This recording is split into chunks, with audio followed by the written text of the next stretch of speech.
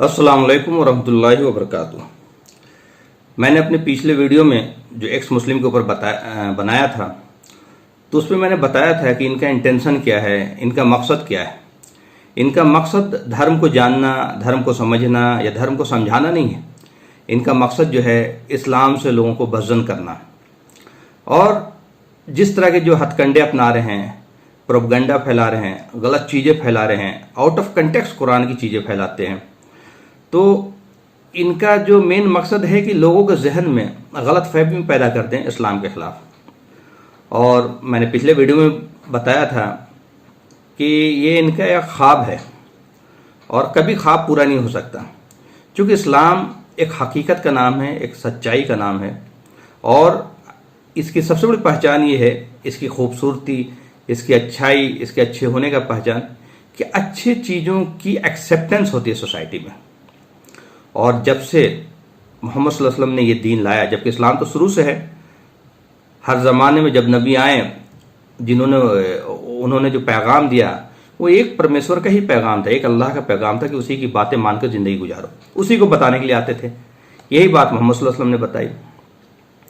ज़िंदगी का मकसद बताने के लिए आते थे, ज़िंदगी जीने का सलीका बताने के लिए आते थे, ज़िंदगी जीने का तरीका बताने के लिए आते थे। अब ये जो एक्स मुस्लिम का फितना है, ये जो फैला रहे हैं, तो एक वीडियो में जो जो बातें उन्होंने कहा है, जिन जिन चीज़ों पे इन्होंने भरम फैलाया, एतराज़ नहीं कर सकते हैं।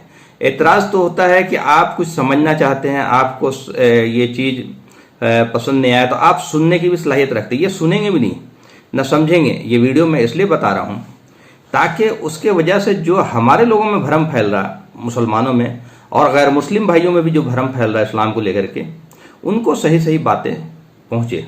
और ये कोई नई चीज़ें नहीं है। इस तरह के सवाल आज से नहीं, ज़माने से उठता आया। बल्कि 24 आयतों को अलग करके स्वामी लक्ष्मी शंकराचार्य एक बहुत बड़े पंडित हैं, जिन्होंने उन 24 आयतों को जो स्पेशली इस्लाम के ख़िलाफ़ यूज़ किया जाता है, वही सब आयतें लगभग कोट करते हैं, तो उसको पढ़कर वो भी बज़्ज़न हो गए थे। उन्होंने इस्लाम के ख़िलाफ़ एक किताब लिखी थी। लेकिन जब उन्होंने कुरान को अरबी समझ करके विद कंटेक्स्ट चीज़ों को पढ़ना शुरू किया तो हैरान हो गए कि भाई मेरी समझ गलत थी। और फिर उन्होंने किताब लिखा, इस्लाम आतंक या आदर्श, बेहतरीन किताब लिखा और उन सारे सवालों का जवाब दिया जिसके वजह से भ्रम फैलाई जाती थी। ये एक वीडियो में एक है आदम सीकर, जो पाकिस्तानी है, अपने आप को एक्स मुस्लिम कहते हैं। तो एक्स मुस्लिम कुछ होता नहीं है। या तो आप अल्लाह को मानने वाले हैं या अल्लाह को नहीं मानने वाले हैं। नहीं मानने वाले हैं तो आप अथीस्ट हैं, मुल्हिद हैं। और अथीस्ट और मुल्हिद जो है वो सनातनी के भी खिलाफ जाएगा, क्योंकि सनातनी मानते हैं गॉड में, यकीन रखते हैं परमेश्वर में। तो ये बात उनको याद रखना चाहिए कि अथीस्ट कभी उनके फेवर की चीज़ नहीं हो सकती। पहली चीज़ जो उन्होंने जो चीज़ें फितना फैला रहे हैं, गलत बातें बता रहे हैं, तो जन्नत को लेकर के, स्वर्ग को लेकर के, कि उससे किसी पंडित जी ने जो उनके साथ डिस्कशन में मौजूद थे पूछा जन्नत क्या है। तो जन्नत को वो कह रहे हैं कि ये जो है नौजुबिल्ला प्रोस्टिट्यूशन हाउस है। तो ये कितनी बड़ी बेवकूफ़ी की बात है, बेइंतहा बेवकूफ़ी की बात है। चूँकि हम जानते हैं कि प्रोस्टिट्यूशन हाउस किसको कहते हैं। एक्चुअली जो जन्नत में जिक्र है जिन बातों का, वो बहुत ही डिटेल में नहीं है, इशारों में चीज़ों को समझाया गया है। उसके बारे में बल्कि ये कहा गया है कि न किसी जहन ने तस्वुर किया होगा, न किसी ने गुमान किया होगा, ऐसी जगह। अब जाहिर सी बात है, वहाँ मर्द है तो वहाँ औरत भी होगा। औरत के बगैर मर्द का तस्वुर ही नहीं है ना। तो इनके दिमाग में आता, अच्छा वहाँ भी औरतें होंगी, वहाँ भी ये सब होगा। तो भाई आप जिस फितरत पे हम पैदा किए गए हैं वो हमारा एक नेचुरल रिक्वायरमेंट है, एक नेचुरल डिज़ायर है। और उस चीज़ को जैसे खाने की भूख लगती है, जैसे और दूसरी चीज़ की हाजत होती है, वो भी एक नेचुरल रिक्वायरमेंट है। और इंसान के अंदर जो सबसे पोटेंशियल डिज़ायर है वो यही है। अगर दुनिया में तस्वुर करें आप, ये चीज़ ना हो तो दुनिया का मज़ा ही ख़त्म हो जाएगा। अब इंसान दुनिया को स्वर्ग बनाना चाहता है। जबकि यहाँ एक दिन भी हमें ये पता नहीं कि हम जिंदा रह पाएंगे कि नहीं रह पाएंगे। तो इसको जन्नत बनाना चाहता है, वो सारी चीज़ें वो चाहता है दुनिया में, लेकिन जब उसको जन्नत के बारे में बताई जाती है तो बड़ा चिढ़ता है, क्योंकि इनके यहाँ जन्नत का तस्वुर जो है लोगों ने बिगाड़ दिया। और बिगाड़ा इसलिए नहीं कि इनके यहाँ ग्रंथों में नहीं है, बिगाड़ा इसलिए कि चूंकि मुसलमान जन्नत और दोजख की बात करता तो हमें इसके उल्टा बात करना है। ये बड़ी खतरनाक है। ज्ञान ज्ञान होता है और सही ज्ञान लाना चाहिए, वेदों का ज्ञान लाना चाहिए। कुरान में जिक्र है दोजख और जन्नत का। दुनिया की कोई भी ग्रंथ, चाहे आप इंजील उठा के देख लें उसमें जिक्र है दोजख और जन्नत का, तौरात उठा के देख लें उसमें जिक्र है दोजख और जन्नत का, वेद उठा के देख लें उसमें जिक्र है दोजख और जन्नत का। उसको स्वर्ग और नर्क कहा गया। स्वर्ग नर्क तो हम नहीं कहते, ये टर्मिनोलॉजी तो वेद का है ना। तो ये कहाँ से आया? चूंकि ये अल्लाह ताला कुरान में कह रहे कि हमने कोई ऐसा नेशन या कोई ऐसा जगह नहीं छोड़ा जहाँ अपने दूत ना भेजे हो ज्ञान देने के लिए, और हमने बहुत सारे रसूल के ऊपर किताबें उतारी हैं। तो ये चूंकि कॉमन इन्फॉर्मेशन है, चूंकि गॉड एक ही है, तो इन्फॉर्मेशन, बेसिक इन्फॉर्मेशन दो नहीं हो सकता, फंडामेंटल बुनियादी बातें दो नहीं हो सकता। अब ये लोग स्वर्ग और नरक का इनकार कर रहे हैं सिर्फ इसलिए कि मुसलमान इसको मानता है। सपोज थोड़ी देर के लिए अगर for the sake of argument हम ये मान लें कि स्वर्ग और नरक नहीं है, तो हमारा भी कुछ नहीं बिगड़ेगा, आपका भी कुछ नहीं बिगड़ेगा, या कुछ भी नहीं होने वाला। तो दोनों के साथ तो एक ही बात हुआ है ना। और अगर स्वर्ग और नरक हुआ तो जाहिर सी बात है जो लोग परमेश्वर के इनकारी हैं, मालिक के इनकारी हैं और उसकी आज्ञाकारी नहीं हैं, उनकी बातों को झुटलाते हैं, रसूलों को झुटलाते हैं, उनका ठिकाना हमेशा के लिए नरक होगा। तो घाटे में कौन रहेगा? ये बहुत खतरनाक है। तो ये स्वर्ग और नरक को झुटलाने वाले जो लोग हैं वो इंसान की फितरत पे गौर नहीं करते कि भाई कुरान में आता है कि क्या तुम गौर नहीं करते? तुम्हारा वजूद नहीं था, फिर हमने तुम्हें वजूद बख्शा, फिर तुम्हें मौत दूंगा और फिर तुम्हें दोबारा क़यामत के दिन उठाऊंगा। आत्मा को अमर कहते हैं, ना मरने वाला। तो ना मरने वाला क्या हुआ? इसका मतलब मृत्यु जो है आत्मा का शरीर से अलग होने का नाम है। तो हम खुद ही कह रहे हैं आत्मा नहीं मरती, तो हम भी तो कह रहे हैं रूह नहीं मरती। तो जो चीज़ मरा नहीं तो कहीं जाएगा। तो ये नेचुरल है कि जो चीज़ जहाँ से आती है वहीं लौटती है। तो सारी आत्मा लौटेंगे कहाँ? अपने परमात्मा के पास। फिर वो परमात्मा कुछ तो करेगा, वो रब, वो अल्लाह कुछ तो करेगा। तो ये सारी आत्माएं, रूहें उस दिन का इंतजार करेंगी जिस दिन मालिक इस धरती को ख़त्म करेगा, क़यामत आएगी और दोबारा हमें शरीर में लौटा दिया जाएगा, जिसको पुनर्जन्म कहते हैं। पुनः का मतलब होता है दोबारा, बार बार नहीं। ऐसा नहीं कि एक बार कुत्ता बिल्ली बंदर में जन्म लेते रहेंगे, नहीं, पुनर्जन्म, दोबारा जन्म। और इंसान इंसान में ही जन्म लेगा, क्योंकि इंसान की रूह किसी और चीज में कंपेटेबल हो ही नहीं सकता। तो दोबारा जन्म का भी कंसेप्ट है, स्वर्ग और नरक का भी कंसेप्ट है। घर के बाहर लिखते हैं निवास। ये आदम सीकर को नहीं पता होगा, पता नहीं आदम सीकर जो है ये पाकिस्तानी है, वहां लिखते हैं कि नहीं। हमारे हिंदी बेल्ट में घर को निवास लिखते हैं, और जिस शब्द के आगे नी लग जाए उसका मीनिंग जस्ट उल्टा कर देता है। निसंतान, निसंदेह, निरोगी, निःशुल्क चिकित्सा, निराधार, निर्दोष। वास कहते हैं रहने की जगह को, तो निवास का मतलब क्या हुआ? ना रहने की जगह। तो हम खुद ही कह रहे हैं ये दुनिया रहने की जगह नहीं, ये घर रहने की जगह नहीं है। और जो लोग मर जाते हैं, जो 13वीं का भोज का पत्री छपता है उसमें लिखते स्वर्गवासी है। तो स्वर्गवासी है दादाजी, हमारे दादा वहां चले गए वास करने, स्वर्ग में वास करने। तो ये खुद ही कह रहे हैं। ये आपके मैथोलॉजी में, आपके प्रैक्टिकल ये चीज़ें आप हिंदी बेल्ट में, हिंदुस्तान में आप देख लें, बिहार में, यूपी में, राजस्थान में, मध्य प्रदेश में, हर जगह आपको घर के बाहर निवास मिला रहेगा। आप कैसे झुटलाओगे इन सब चीज़ों को? तो ये तो हुआ कि जन्नत का। और जन्नत के बारे में अल्लाह ताला कहते हैं वो बियॉन्ड इमेजिनेशन जगह है। जैसे बात है, इंसान को बेस्ट क्रिएशन बनाया है यूनिवर्स का, तो बेस्ट क्रिएशन को तो अभी अपना बेस्ट अल्लाह ने दिखाया ही नहीं। ये दुनिया तो इम्तिहान की जगह है। तो यहाँ जो लोग मालिक में यकीन रखेंगे, आस्थावान होंगे, अच्छे कर्म करेंगे, सत बात की वसीयत करेंगे और सब्र करेंगे, उन्हीं का वास स्वर्ग होगा। इतना ही आसान दीन है। अल्लाह पे यकीन, परमेश्वर पे यकीन, अच्छे कर्म, उसके फरिश्तों पे यकीन, क़यामत के दिन पे यकीन, उसके रसूलों पे यकीन, है ना। और वो उसका होना जैसा उसका प्रॉपर्टीज़ है कि वो बेनियाज है, आत्मनिर्भर है, अजन्मा है, बियॉन्ड इमेजिनेशन है, बियॉन्ड परसेप्शन है, वो अलहई जिंदा भी है, वो कोई डेड ऑब्जेक्ट नहीं है ना। ऐसे मालिक पे आस्था, उसी का होगा स्वर्ग। तो ये तो बात हो गई स्वर्ग की।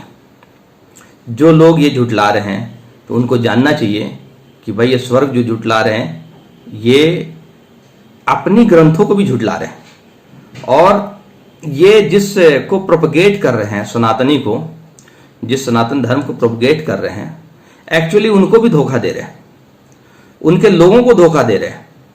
ये लोग पैसा और पावर कमाने के चक्कर में लोगों से ज्ञान छुपा रहे हैं, और ज्ञान छुपाना सबसे बड़ा पाप है। तो एक्स मुस्लिम जो है, ये एक्स मुस्लिम की जो फौज है, ये मुसलमानों का दुश्मन नहीं है, ये इंसानियत का दुश्मन है, ये सनातनियों का भी दुश्मन है, ये हिंदुओं का भी दुश्मन है। उनसे उनका ज्ञान छीन रहा, उनको सही धर्म नहीं बता रहा, धर्म का असल डिफिनेशन नहीं बता रहा, गॉड का असल डिफिनेशन नहीं बता रहा। वेद में गॉड का डिफिनेशन क्या है, सत्यार्थ प्रकाश में स्वामी दयानंद सरस्वती ने गॉड के बारे में क्या बोला है, ये छुपाया जा रहा है। गॉड के बारे में स्वामी दयानंद सरस्वती सत्यार्थ प्रकाश में कहते हैं कि उस परम कल्याणकारी परमेश्वर का मेन नाम ओम है, और बाकी जितने नाम सुनते हो उसके एट्रीब्यूट्स हैं, सिफात है, प्रॉपर्टीज है जो बैक वक्त वो होल्ड करता है। ये बहुत बड़ी बात है कि ये हूबहू वही बात है जो कुरान में कहा जा रहा है कि अल्लाह मेन नाम है उस मालिक का, और बाकी जितने नाम हैं अर रहमान, अर रहीम, अल करीम, अल खालिक, अल मालिक, ये उसके सिफात हैं, प्रॉपर्टीज हैं जो बैक वक्त वो होल्ड करता है। तो ये कब तक छुपाएंगे ज्ञान को? तो ये जो एक्स मुस्लिम हैं, ये लोगों को इनका झूठ बहुत जल्दी सामने आ जाएगा। और मैं इनकी एक बात से बड़ा मतलब शुक्रगुजार भी हूं इन लोगों का कि इन्होंने मुस्लिम नौजवान और मुस्लिम नौजवान लड़के लड़कियों को कुरान की तरफ रग़बत दिला दिया, इस्लाम सीखने और समझने की तरफ रग़बत दिला दिया। जो हमारे मौलवियों ने ही रोक रखा था कि भाई कुरान पढ़ना नहीं, कुरान समझना नहीं, कुरान समझोगे नहीं, कुरान गुमराह हो जाओगे। तो ये बात सही है कि मुसलमानों को रोका गया है कुरान पढ़ने से, है ना। तो ये तुम लोगों ने मुसलमानों को रग़बत दिला दिया कुरान पढ़ने की तरफ, और सिर्फ मुसलमानों को नहीं, गैर मुस्लिमों को भी रग़बत दिला दिया इस्लाम समझने की तरफ और कुरान पढ़ने की तरफ। तो ये इस्लाम जो है प्योरिटी की तरफ जाएगा। हाँ, बहुत सारे लोग जो ढुलमुल यकीन वाले हैं, ढुलमुल ईमान वाले हैं, जिनको दीन पता ही नहीं है, वो दुनिया की चंद खुशियों की वजह से इस्लाम छोड़ सकते हैं, छोड़ देंगे। ये हमेशा हुआ, लेकिन छोड़ने वाले लोग बहुत कम रहे और एक्सेप्ट करने वाले लोग उससे बहुत ज़्यादा रहे, बहुत ज़्यादा। और सबसे ज़्यादा औरतों ने इस्लाम कबूल किया, यूरोप में, अमेरिका में, ऑस्ट्रेलिया में। क्योंकि औरतों के हुकूक जो है इस्लाम ने जो दिए हैं वो पहले तस्वूर में नहीं था, प्रैक्टिस में नहीं था। इंडिया में औरतों के हुकूक किस तरह से पामाल थे ये तो हमें सबको पता है। विधवाओं के साथ क्या हाल होता था, सती होने पे क्यों मजबूर हो जाती थी, है ना। यहाँ तो बहुत सारे औरतों को स्तन ढकने का परमिशन नहीं था, बहुत सारे शूद्रों के ऊपर बहुत जुल्म हुआ, शूद्र के औरतों के ऊपर बहुत जुल्म हुआ।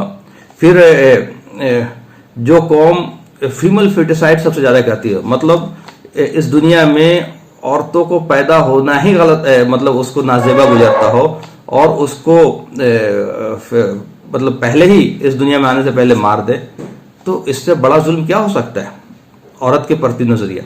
तो ये चीज़ें जो है मुसलमान जो हैं, ख़ास करके यंग लड़के लड़कियां और ख़ास कर सभी मुसलमान को ये एक अच्छा मौका है कि आप प्योर दीन की तरफ बढ़ें, समझने की तरफ बढ़ें, कुरान पढ़ें, सही हदीस पढ़ें और सीरत पढ़ें।